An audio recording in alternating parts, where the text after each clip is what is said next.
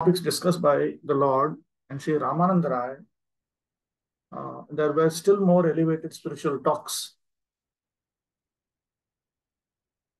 between the two great personalities, and we purposely withhold those topics for the present because one has to come to the spiritual plane before further talks with Ramananda Rai can be heard.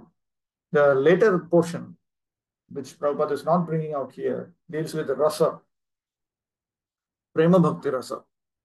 So far, this verse that Lord Chaitanya approved, it deals with just pure devotional service in the sadhana stage. That is going to develop into bhava stage, pure devotion.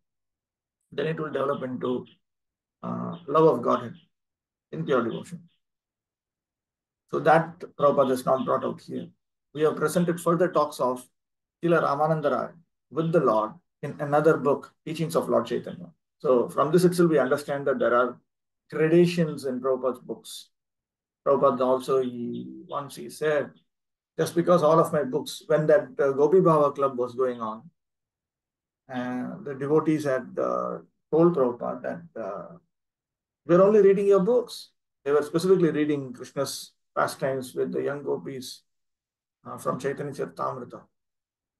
And Prabhupada was very, very annoyed, very, very annoyed. So at that time they said this, that we're just reading your books. We're not reading anything from outside your books. At that time, Prabhupada, he said, if you go to a pharmacist shop, a medical shop, you will find all kinds of medicines. That doesn't mean you can take any medicine that you want. You have to take the medicine that is appropriate for you, as prescribed for you. So I have various books, but that doesn't mean that all the books are appropriate for deep study by everyone. They were repeatedly studying certain sections. So that is, Prabhupada also distinguished between reading and studying. I generally say that first of all, we should read all of Prabhupada's books, all of them. And then afterwards, then we study the ones that are appropriate for us. Studying itself occupies the mind. It is a sort of meditation. At the conclusion of this meeting, Sri Ramananda Rai was advised by the Lord to retire from service and come to Puri so that they could live together and relish a transcendental relationship. So those who want to execute Raganuga Sadhana Bhakti and all should retire from external life. You cannot have some wonderful, spontaneous relationship with one's wife and children and all that, and also cultivate a spontaneous relationship with Krishna as a young gopi and this and that. You cannot have everything. You have to decide what you want. Some time later, Sri Ramananda Rai retired from the government service and took a pension from the king.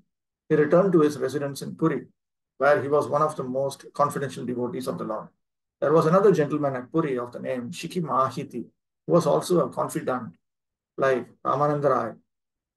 The Lord used to hold confidential talks on spiritual values with 3 or 4 companions at Puri, and he passed 18 years in that way in spiritual trance.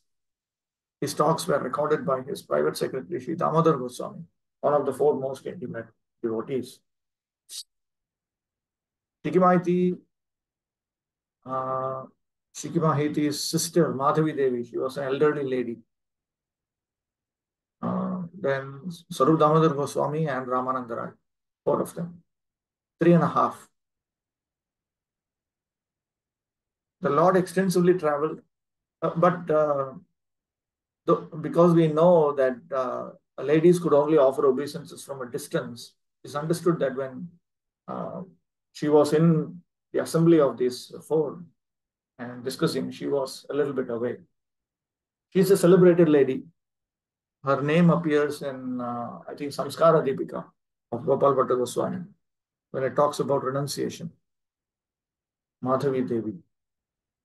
The Lord extensively traveled all over the southern part of India. The great saint of Maharashtra, known as Saint Tukaram, was also initiated by the Lord. Now, an objection may arise that Tukaram appeared in 1600s and Lord Chaitanya Mahaprabhu appeared in 1400s.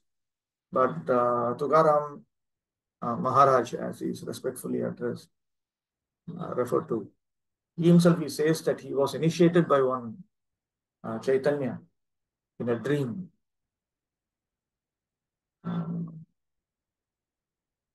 Apart from that, it is also possible that Chaitanya Mahaprabhu definitely bestowed his mercy upon some predecessor of Tukaram, and later on to Tukaram in a dream also. It is also possible. Tukaram's songs are not Kevala Dvaitavad.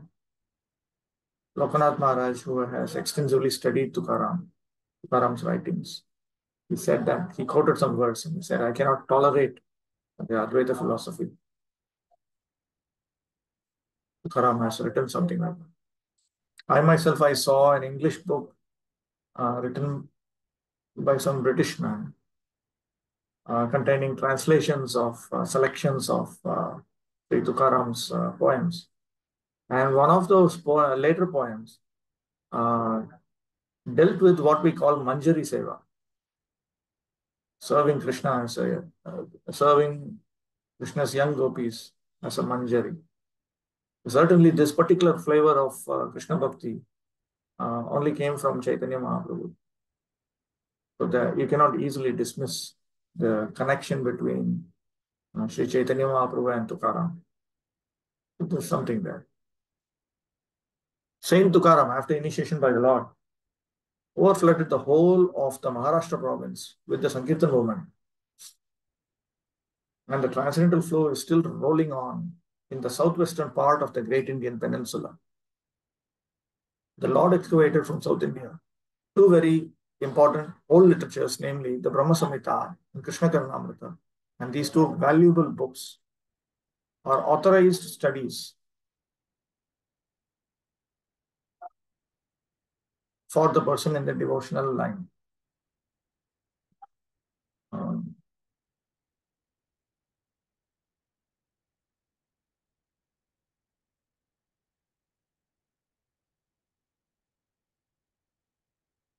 Samhita, footnote there. Summary of Srimad Bhagavatam.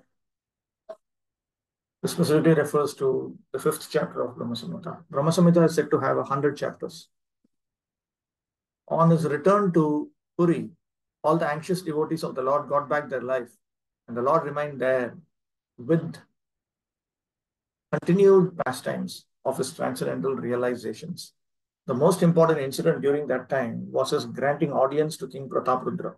King Prataprudra was a great devotee of the Lord, and he considered himself to be one of the servants of the Lord entrusted with sweeping the temple.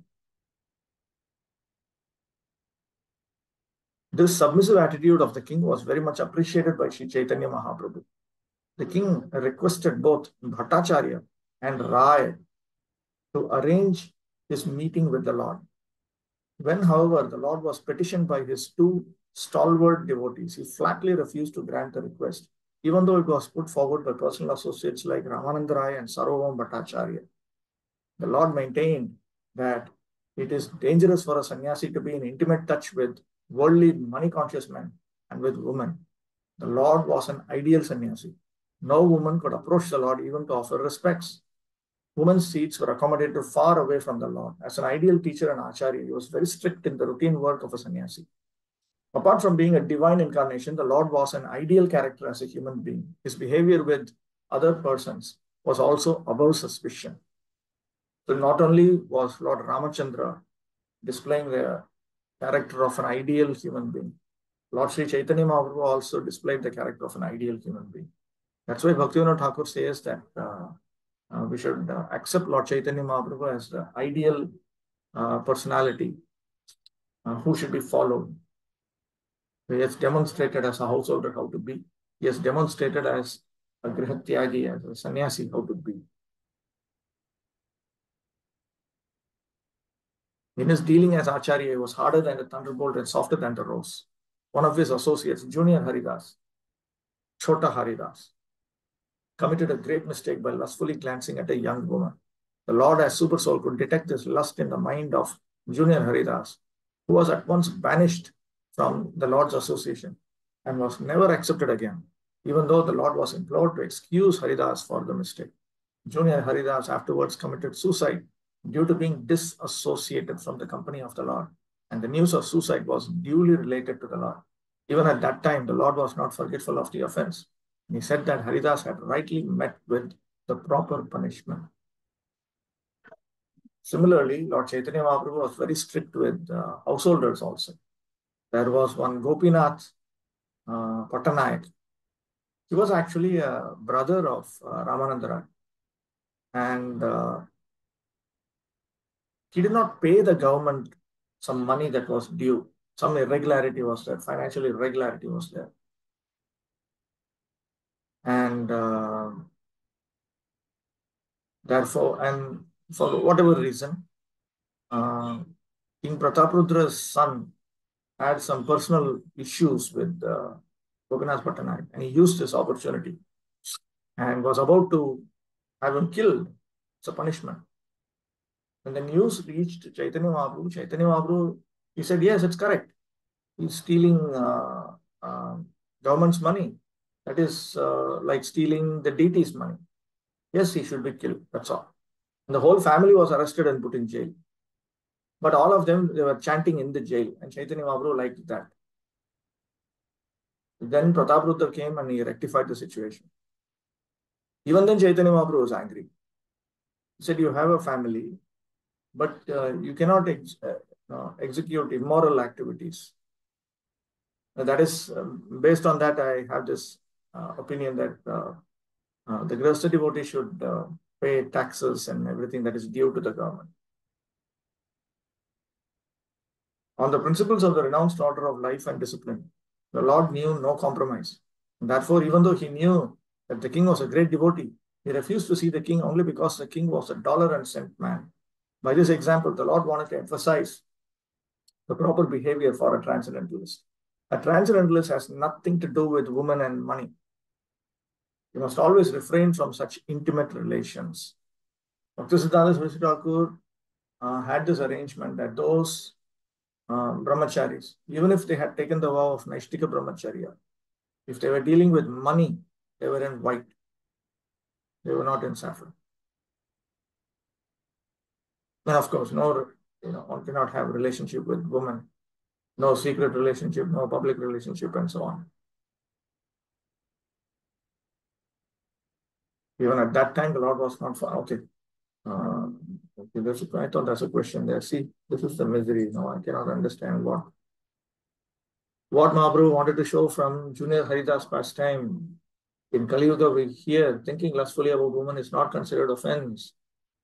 No, but those who are respected, Chaitanya Mahaprabhu was considering the situation that Junior Haridas was a Grihatyagi. Grihatyagis are greatly respected souls.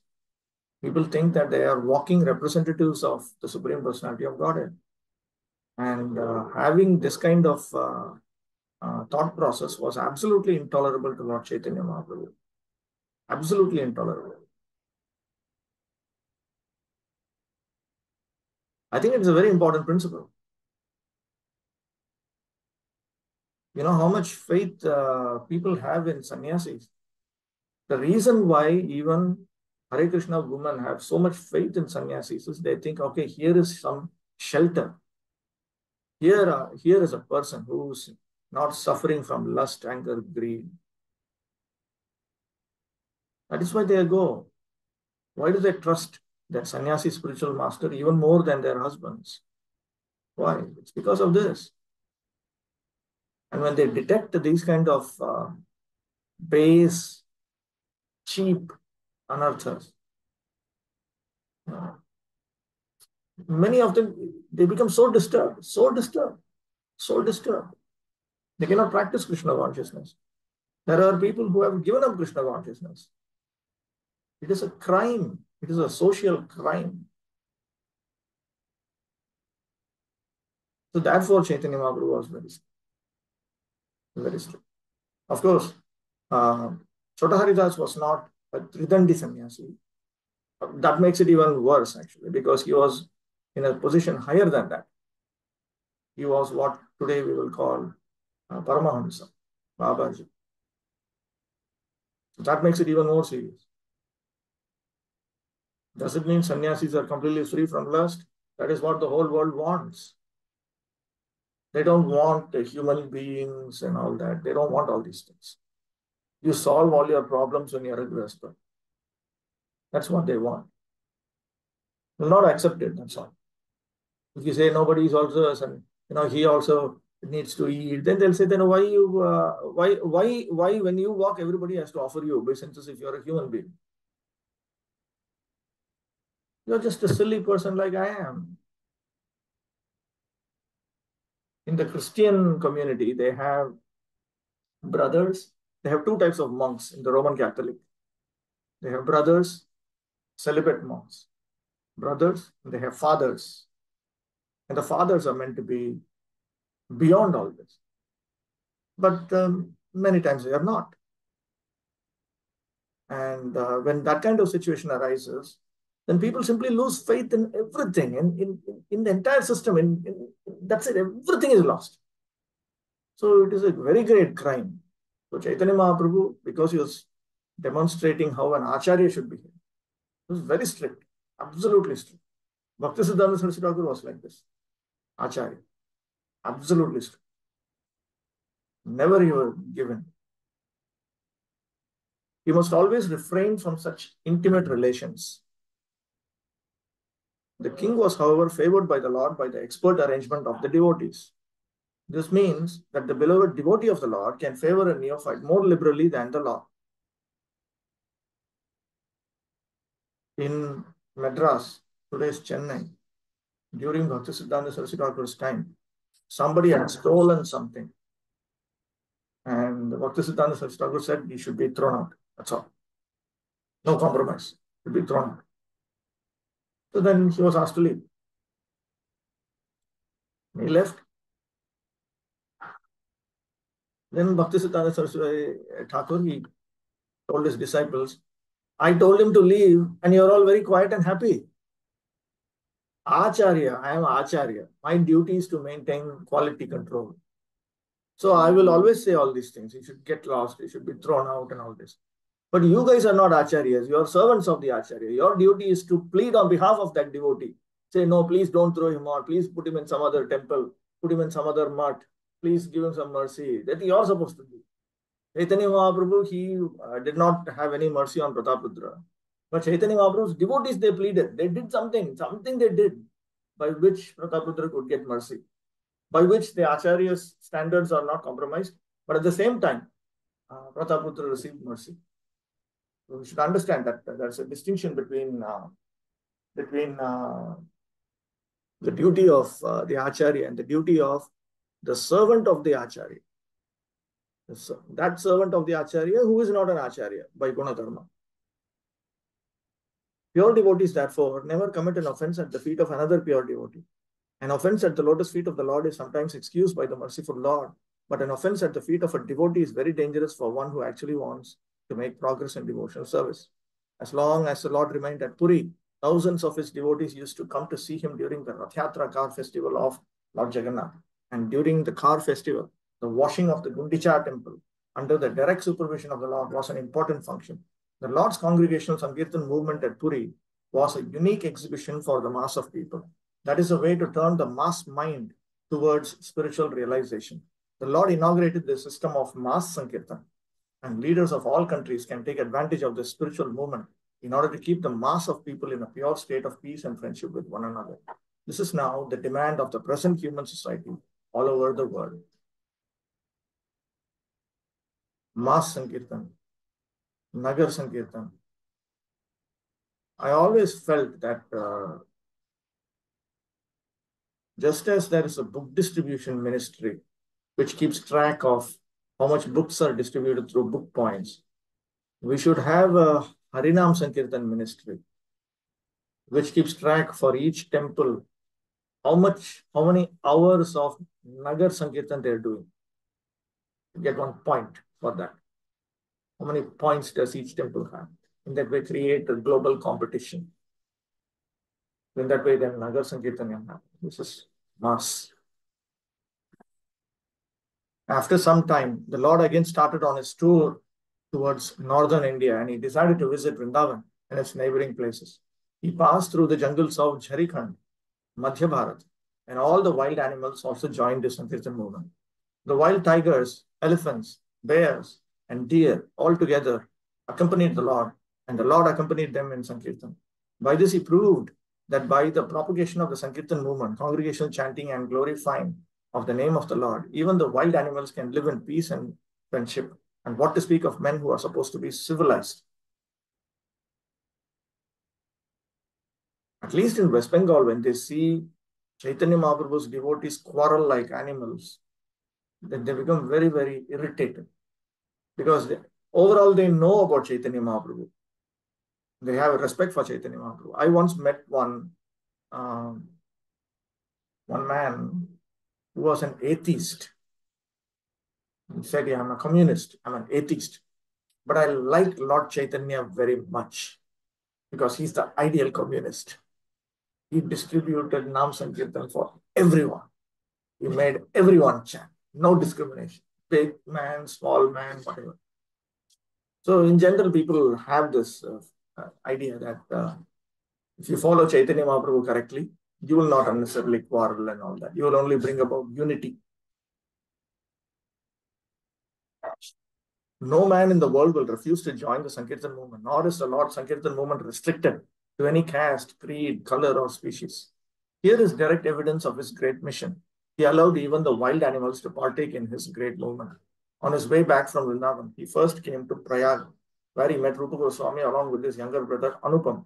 There he came down, then he came down to Benares, Varanasi. There seems to be some miserable problem with this portion here, because in the offline database, this is what I have. I'll read out what's in the offline database.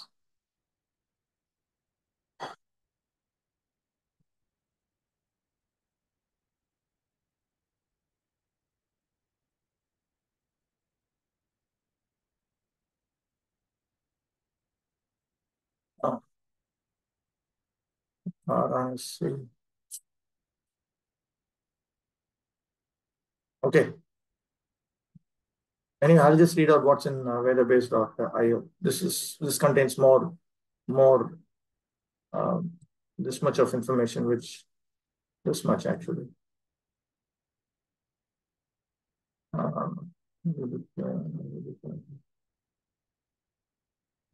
This portion is not there in database offline edition.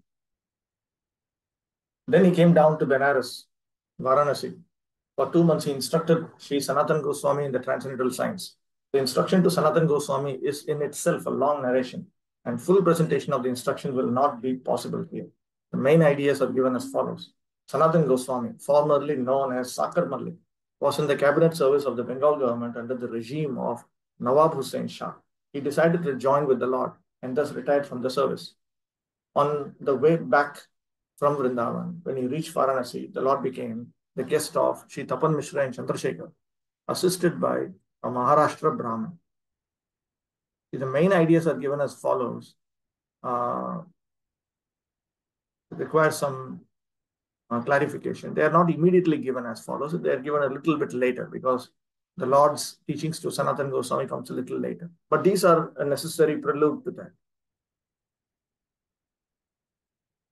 At that time, Varanasi was headed by a great sannyasi of the Mayavada school named Sripad Prakashananda Saraswati. When the Lord was at Varanasi, the people in general became more attracted to Lord Chaitanya Mahaprabhu on account of his mass Sankirtan movement. Wherever he visited, especially the Vishwanath temple, thousands of pilgrims would follow him. Some were attracted by his bodily features, and others were attracted by his melodious songs glorifying the Lord. The Mayavadi sannyasis designate themselves as Narayan. Varanasi is still overflooded with many Mayavadi sannyasis. Some people who saw the Lord in the Sankirtan party considered him to be actually Narayan, and this report reached the camp of the great sannyasi Prakashananda. In India, there's always a kind of spiritual rivalry between the Mayavada and Bhagavata schools. And thus, when the news of the Lord reached Prakashananda, he knew that the Lord was a Vaishnava sannyasi, and therefore he minimized the value of the Lord before those who brought him the news. He deprecated the activities of the Lord because of this preaching the Sankirtan movement, which was, in his opinion, nothing but religious sentiment. Prakashananda was a profound student of the Vedanta, and he advised his followers to give attention to the Vedanta and not to indulge in Sankirtan. One devotee Brahmana, who became a devotee of the Lord, did not like the criticism of Prakashananda, and he went to the Lord to express his regrets. He told the Lord that when he uttered the Lord's name before the sannyasi Prakashananda, the latter strongly criticized the Lord, although the Brahmana heard Prakashananda uttering several times the name Chaitanya. The Brahmana was astonished to see that the sannyasi Prakashananda could not vibrate the sound Krishna even once, although he uttered Chaitanya several times, uttered the name Chaitanya several times. The Lord smilingly explained to the devotee Brahmana why the Mayavadi cannot utter the holy name of Krishna. The Mayavadis are offenders at the lotus feet of Krishna, although they utter always Brahma, Brahman, Atma, or Chaitanya, etc. And because they are offenders at the lotus feet of Krishna, they are actually unable to utter the holy name of Krishna. The name Krishna and the personality of Godhead Krishna are identical. There's no difference in the absolute realm between the name, form, or person of the absolute truth. Because in the absolute realm, everything is transcendental bliss. There is no difference between the body and soul for the personality of Godhead Krishna. Thus, he is different from the living entity, who is always different from his outward body.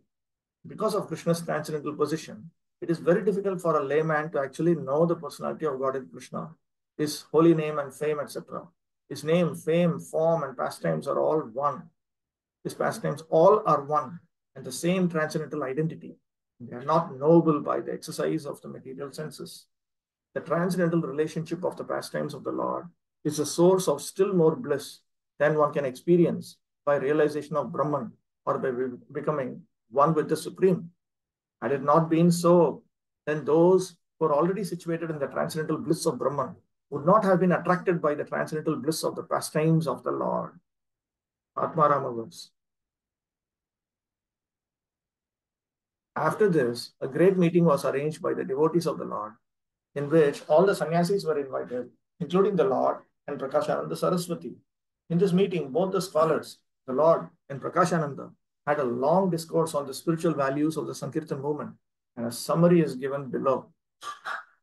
The great Mayavadi sannyasi, Prakashananda, inquired from the Lord as to the reason for his preferring the Sankirtan movement to the study of the Vedanta Sutra. Prakashananda said that it is the duty of a sannyasi to read the Vedanta Sutra.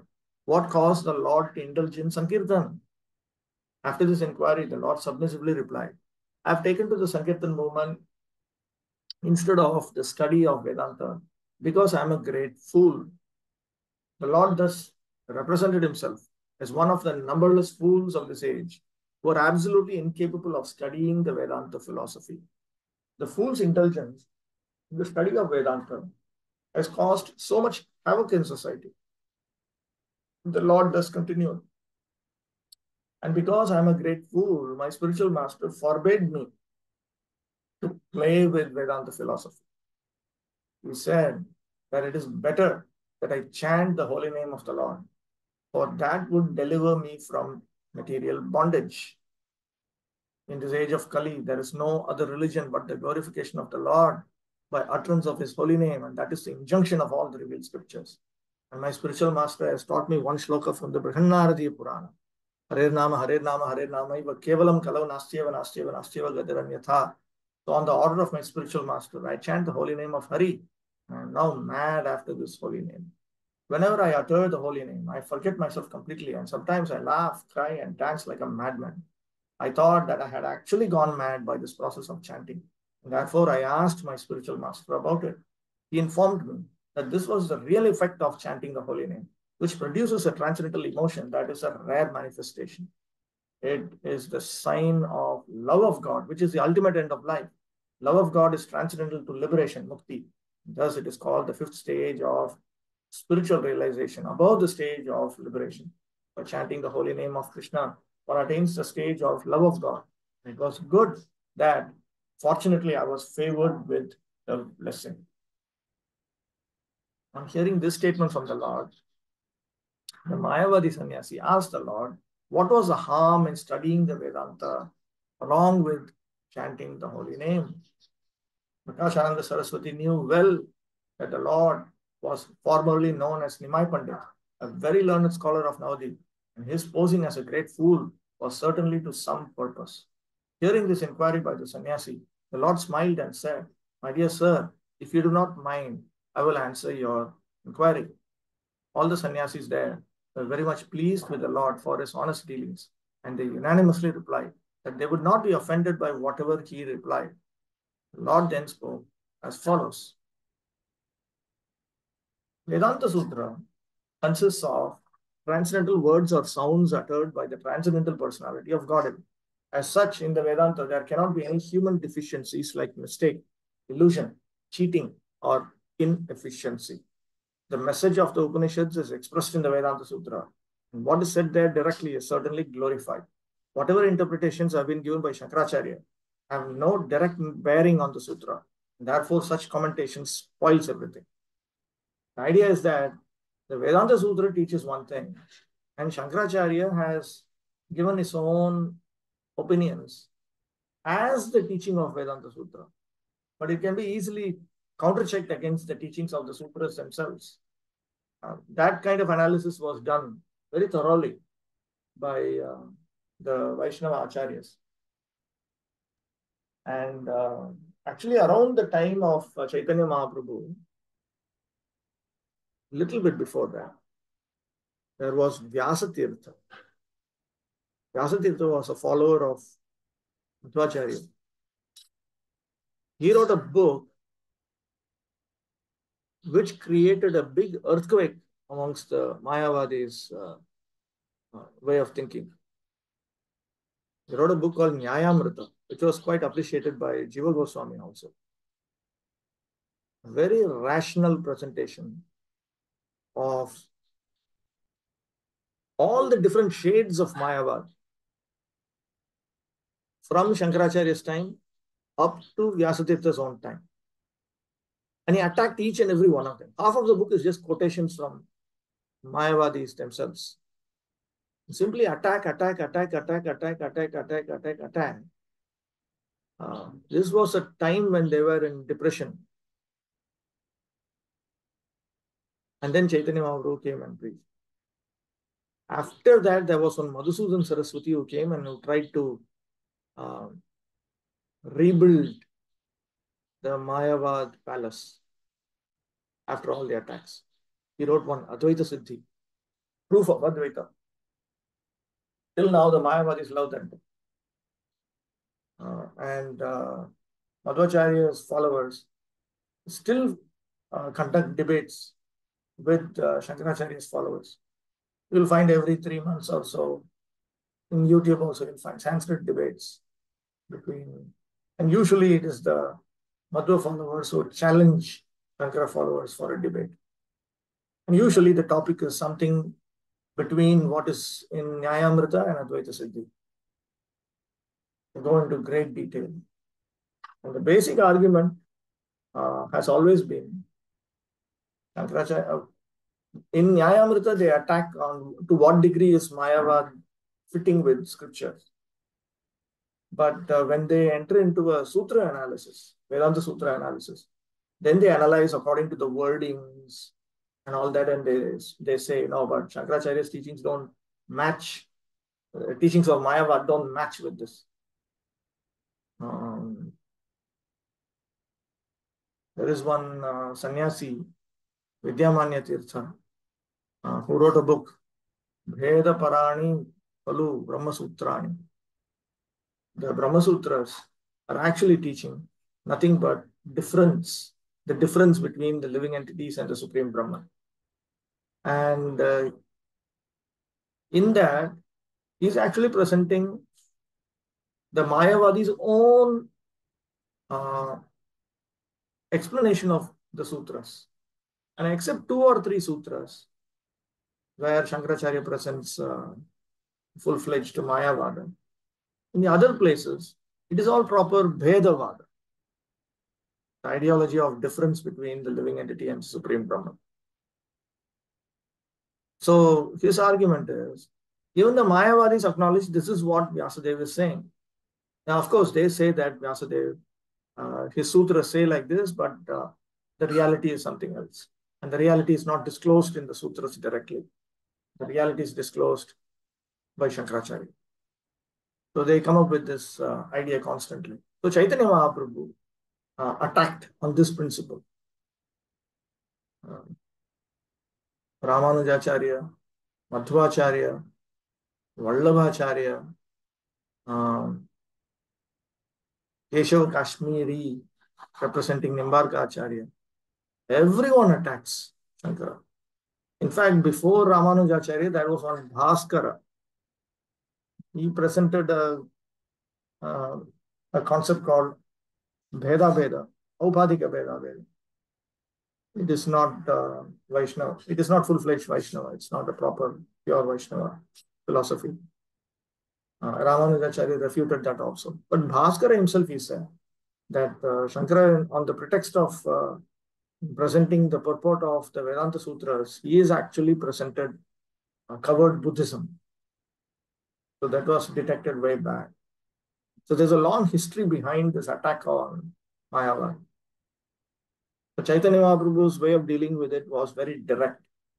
There are several aspects in this ideological war, but Chaitanya Mahaprabhu's attack was very straightforward. Vedanta Sutra does not speak Mayavad. The word Brahman indicates the greatest of all, which is full with transcendental opulences, superior to all. Brahman is ultimately the personality of Godhead, and he is covered by indirect interpretations and established as impersonal. Everything that is in the spiritual world is full of transcendental bliss, including the form, body, place, and paraphernalia of the Lord. All are eternally cognizant and blissful. It is not the fault of the Acharya Shankara that he has so interpreted Vedanta. But if someone accepts it, then certainly he is doomed. Acharyer dosh nahi teho agyakari das. Mayavadi bhashya shunile hoy sarvanash. There's no fault in Acharya Shankara because he was only doing what he was ordered to do. Lord Narayana had ordered Lord Shiva to present Mayavada philosophy, and therefore Shankaracharya, he appeared as Shankaracharya to do that. Anyone who accepts the transcendental body of the personality of Godhead as something mundane certainly commits the greatest blasphemy.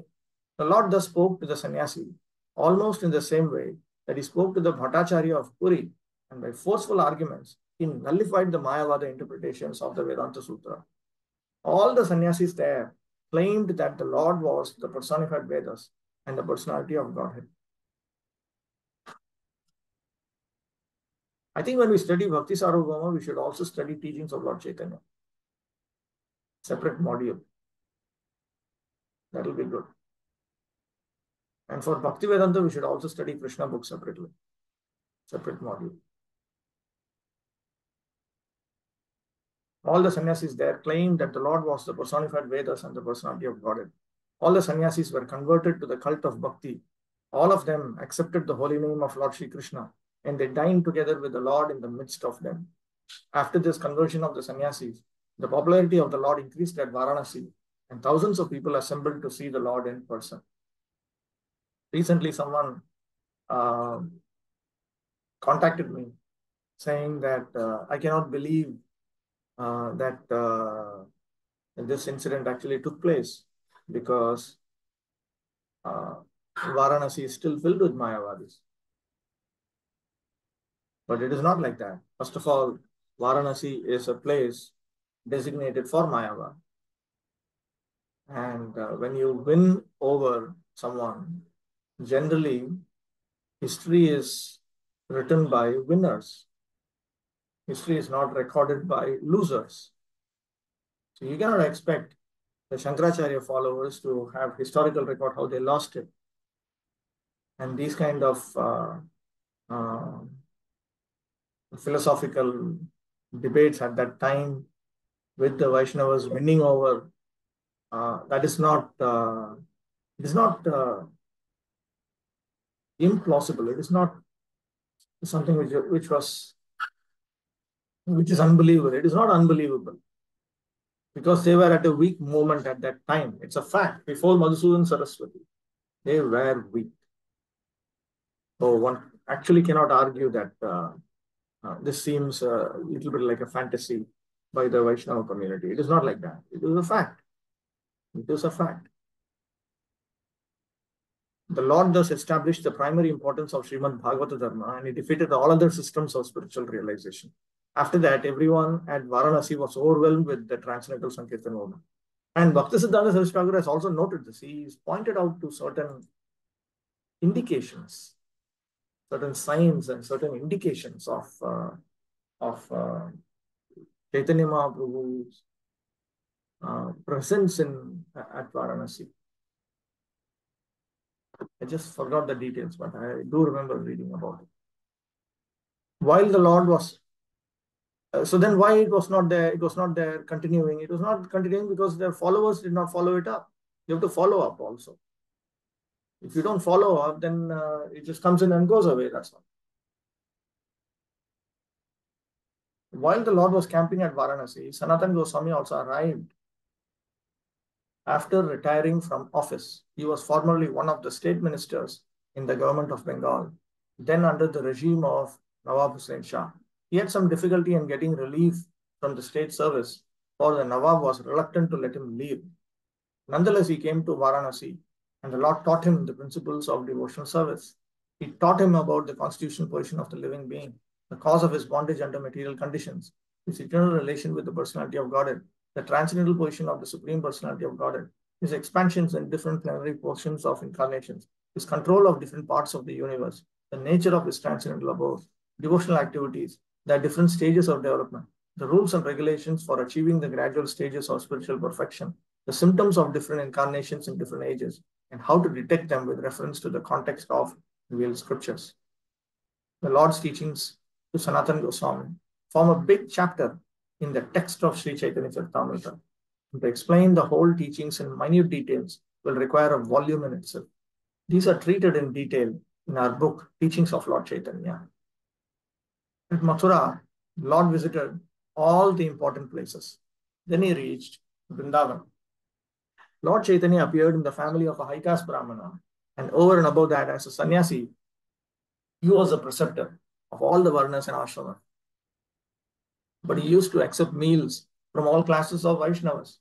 At Mathura, the Sanodiya Brahmanas are considered to be in the lower status of society. But the Lord accepted meals in the family of such a Brahmana also, because his host happened to be a disciple of the Madhavendra Puri family. At Vrindavan, the Lord took bath in 24 important bathing places or ghats. He traveled to all the 12 important vanas, forests. In these forests, all the cows and birds welcomed him as if he were their very old friend. The Lord also began to embrace all the trees of those forests, and by doing so, he felt the symptoms of transcendental ecstasy. Sometimes he fell unconscious, but he was made to regain consciousness by the chanting of the holy name of Krishna. The transcendental symptoms that were visible on the body of the Lord during his travel within the forest of Vrindavan were all unique and inexplicable, and we have just given a synopsis only. Some of the important places that were visited by the Lord in Vrindavan were Kamyavan, Adishwar, Pavan Sarovar, no? Kadirvan, Sheshashai, Kelatirtha, Bhandirvan, Bhadravan, Shrivan, Laufavan, Mahavan, Gokul, Kaliyahrad, Dwadashaditya, Keshitirtha, etc.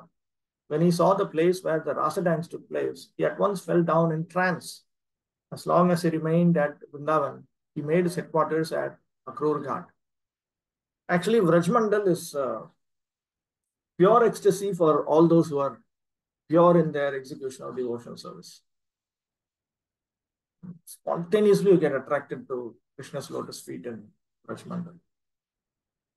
When you are in the status of, when you are executing devotional service of the pure type. From Vrindavan, his personal servitor, Krishnadas Vipra, induced him to go back to Prayag to take bath during the Magh Mela. The Lord acceded to this proposal. He agreed to this proposal. And they started for Prayag. On the way, they met with some Pathans, amongst whom there was a learned Maulana. The Lord had some talks with the Maulana and his companions. And the Lord convinced the Maulana that in the Quran also, there are descriptions of Bhagavata Dharma and Krishna. All the Pathans were converted to his cult of devotional service. When he returned to Prayag, Srila Rupa Goswami and his youngest brother met him near Bindu Madhava temple. This time, the Lord was welcomed by the people of Prayag more respectfully. Vallabha Bhatta, who resided on the other bank of Prayag in the village of Adail, was to receive him at his place. But while going there, the Lord jumped in the river Yamuna. With great difficulty, he was picked up in an unconscious state. Finally, he visited the headquarters of Vallabha Bhatta. Thus, this Vallabha Bhatta was one of his chief admirers, but later on he inaugurated his own party, the Vallabha Sampradaya. The Vallabha Sampradaya has recently come under severe criticism because of some certain corruptions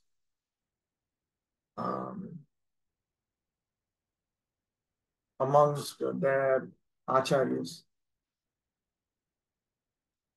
in the past.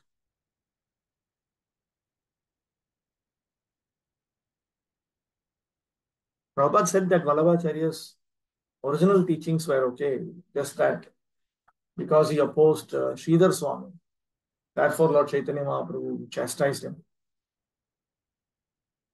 It is a fact that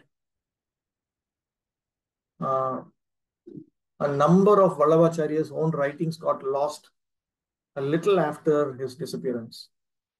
Right now, his Vedanta Sutra commentary is available. I think 65% of his commentary is available. His Bhagavatam commentary, first canto, second canto, third canto is available. 10th canto is available. A small portion of the 11th canto commentary is available. They also, some of them, they say that he wrote an extensive, larger commentary on Vedanta Sutra, which is simply lost. Philosophically, does not seem to be that different. His attack on Mayavad is very interesting, though. Very interesting. In his view, he explains statements like Saddeva Saumya Idamagra Asit, Upanishadic statement, where a father tells his son, my dear gentle son, in the past, there was only Sat, there was only existence before creation. So generally we understand this Sat to be a name of the Supreme Brahman, Paramatma, Bhagavan, Lord Narayan. Vallabhacharya gives a different explanation. He says that Krishna exhibits three features, Satchidananda. And he says the Jivatmas, they exhibit two features, Sat and Chit. For Ananda, they need to depend on Krishna. Because for everything, we have to depend on Krishna. But they can experience bliss only from Krishna. Because Krishna alone possesses bliss. Raso vai saha rasam hyevayam labdhva anandi bhavati. He bases it on this point. That Krishna himself is rasa. And when the Jivatma attains Krishna, then he experiences ananda, happiness. And Vallabhacharya says, matter has only one feature, Sat. It only exists eternally. It is not conscious, nor can it ever experience bliss. The Jivatma are Sat and Chit, but they can experience Ananda, but they don't possess that Ananda themselves. Krishna possesses Sat, Chit, and Ananda. This is his analysis. So in his presentation, Saddeva Saumya Idam Agra Asit is very straightforward. In the past, there was only Sat, which is Prakriti. Prakriti alone was there. Very straightforward explanation. So his explanation also, it had some impact. It had some impact. But recently, there are a number of Mayavadis who have attacked Vallabhacharya's teachings vehemently, saying that Vallabhacharya's teaching is called Shuddhadvaita, saying that Shuddhadvaita is practically If you go with the Shuddha Advaita, you will have to come up to the conclusion of Kevala Advaita. Basically, that's the point they made. So Vallabhacharya's followers now have to refute that, sort it out. This kind of ideological war happens all the time through books. On the bank of the Dashashwamedha Ghat at Prayag for 10 days continually, the Lord instructed Rupa Goswami in the science of devotional service to the Lord. He taught the Goswami the divisions of the living creatures in the 8,400,000 species of life. Then he taught him about the human species. Out of them, he discussed the followers of the Vedic principles. Out of them, the fruitive workers. Out of them, the empiric philosophers. And out of them, the liberated souls. So the idea is that there are human beings. First of all, there are so many different species. Out of that, the human species is a very small minority. Within the human species, most of them don't accept Vedic authority. And amongst those who accept Vedic authority, only half of them may even be following what is actually taught in the Vedas. This was 500 years back. And amongst them, those who accept Vedic authority and who accept the ethical constraints and who are fit to be called karmis, very few have become jnanis. And amongst the jnanis, very few have become bhaktas, pure devotees of Krishna. Actually, he says they become liberated, and amongst the jnanis, very few are liberated. Amongst those who are liberated, you find very rarely some Krishna bhaktas. And of course, by Lord Chaitanya's standard, a bhakta is a pure devotee. And out of them, the liberated souls. He said that there are only a few who are actually pure devotees of Lord Sri Krishna. Srila Rupa Goswami was the younger brother of Sanatana Goswami, and when he retired from service, he brought with him 2 boatfuls of gold coins. This means that he brought with him some hundreds of thousands of rupees accumulated by the labor of his service. And before leaving home for Lord Chaitanya Mahaprabhu, he divided the wealth as follows: 50% for the service of the Lord and his devotees, 25% for relatives, and 25% for his personal needs in case of emergency. In that way, he set an example for all householders.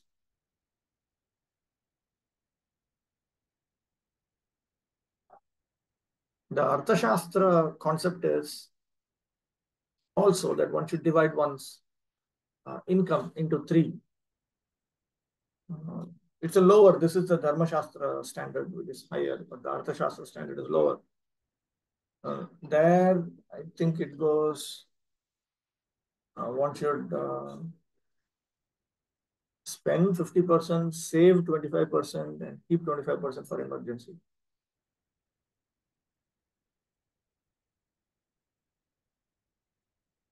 Now, spend 50%, save 25% for emergency, and 25% should be charity. Whereas this is 50% charity. The Christians have 10% charity.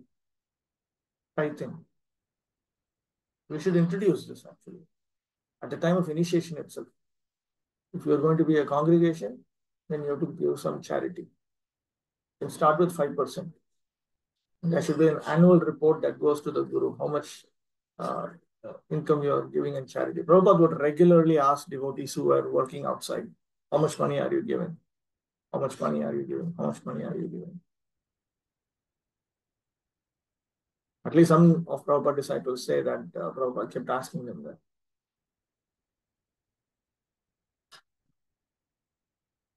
The Lord taught the Goswami about devotional service, comparing it to a creeper, and advised him to protect the bhakti creeper most carefully against the mad elephant offense against the pure devotees. In addition, the creeper has to be protected from the desires of sense enjoyment, monastic liberation, and perfection of the Hatha Yoga system. They're all detrimental on the path of devotional service. Similarly, violence against living beings and desire for worldly gain, worldly reception, and worldly fame are all detrimental to the progress of bhakti or Bhagavata Dharma. The Lord Chaitanya Mahaprabhu has compared the original faith, Shraddha, to the seed of a plant, Bhaktilata Beej, and the plant itself to be the creeper of devotion service, creeper, because a creeper depends on a tree. And the idea is that Krishna's lotus feet is there. The creeper needs Krishna's lotus feet. So through the execution of Shravanam Kirtanam, which is an indication that it refers to Navavidha Bhakti, the creeper grows, compares it to watering the creeper. But then we need to protect the creeper from, we need to ensure that the creeper is not taken over by weeds, which can consume that very water. And then the weeds grow. And the weeds grow, and the creeper no longer grows. So that is one problem. Another problem, a larger problem, more complicated problem, is the mad elephant offense, criticizing Vaishnavas. Bhaktivinoda Thakur has written an essay about this. And I have published a translation of it, Vaishnava Ninda, in which this is taken up. What exactly is criticism of Vaishnava? What is a Vaishnava? First of all, who is a Vaishnava in this context? And what does criticism mean in this context? So, Chaitanya Mahaprabhu's instruction to us is we should avoid such offenses. That will ensure that the creeper grows, and also ensure that the weeds are not there. That's another issue. Pure devotional service must be freed from all desires for sense gratification, fruitive aspirations, and culture of monastic knowledge. One must be freed from all kinds of designations. And when one is thus converted to transcendental purity, one can then serve the Lord by purified senses. As long as there is a desire to enjoy sensually, or to become one with the Supreme, or to possess the mystic powers, there is no question of attaining the stage of pure devotional service. And therefore, I keep saying that if we have all these desires for Kama, Artha, Dharma, Moksha, then we are certainly not going back to Godhead now. It will take several lifetimes, Devotional service is conducted under two categories, namely primary practice and spontaneous emotion. When one can rise the platform of spontaneous emotion, he can make further progress by spiritual attachment, feeling, love, and many higher stages of devotional service for which there are no English words. So primary practice refers to sadhana bhakti. Spontaneous emotion refers to bhava bhakti in this context. We have tried to explain the science of devotional service in our book, The Nectar of Devotion, based on the authority of Bhakti-rasamrita Sindhu by Ila Rupa Goswami. Transcendental devotional service has 5 different stages of reciprocation.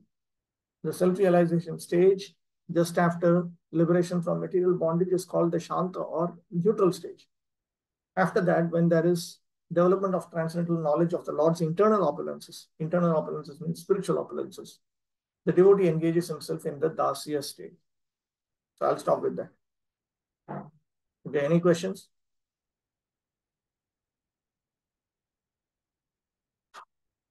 If there are no questions, I will stop. Mohan Radhapati Prabhu. So you're saying about Gopinath Patnaik. Wait. Can you speak? Hare Krishna, am I audible? Yes, Prabhu.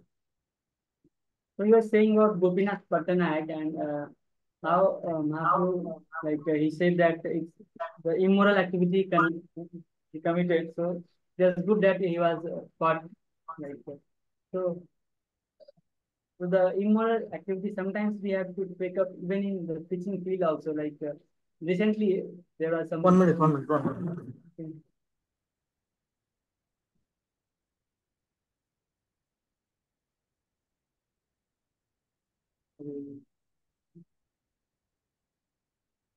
Yes. So the activities which are considered immoral, sometimes we have to take up even in preaching field. So how we have So why don't we minimize all this and put a full stop to it actually?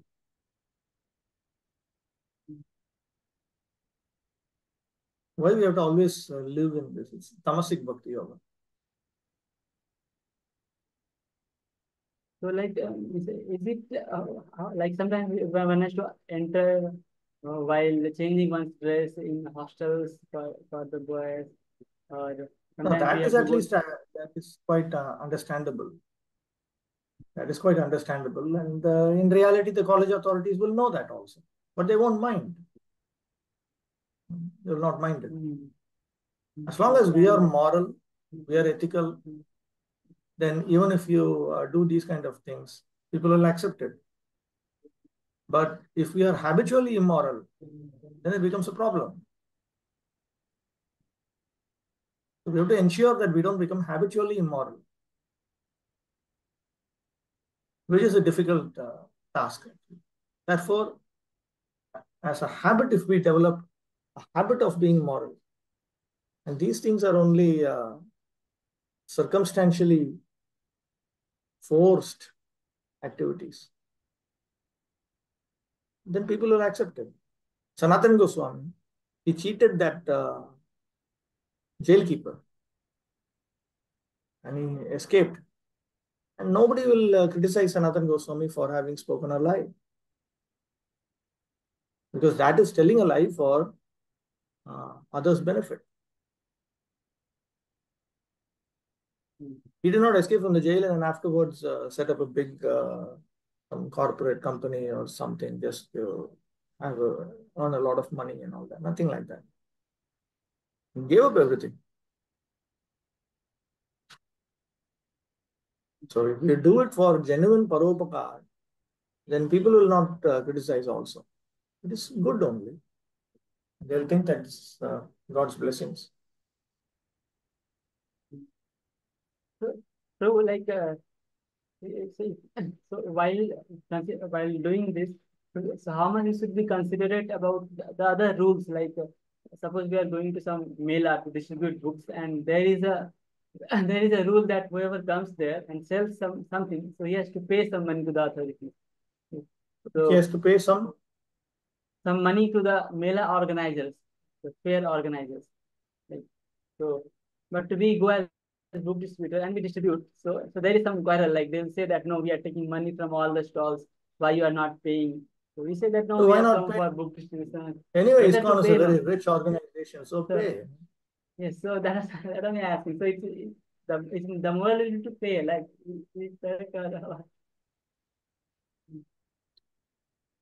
in these cases. ISKCON India is practically ISKCON number one in the whole world. So pay. What is there?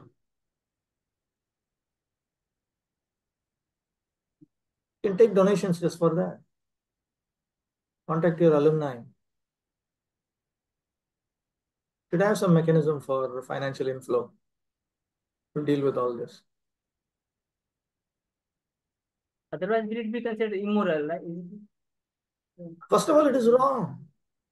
You have money and you're not paying means what?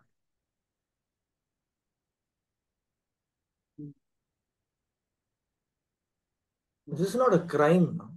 You win their trust. If you win their trust, you deal with them, you give them prasadam, you cultivate them, you try to make them Krishna conscious, then they will accept Krishna consciousness.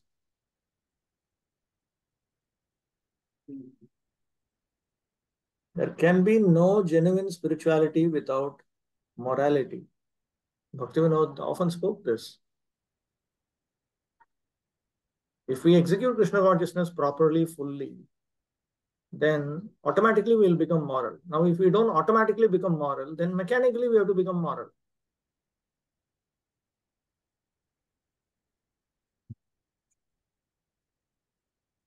All right, so we'll stop with this. Okay. Vanshakal Putra Vyashika Pasanti Dhyava Chapati Tanam Pavanityo Vaishnavityo Namo Namaha.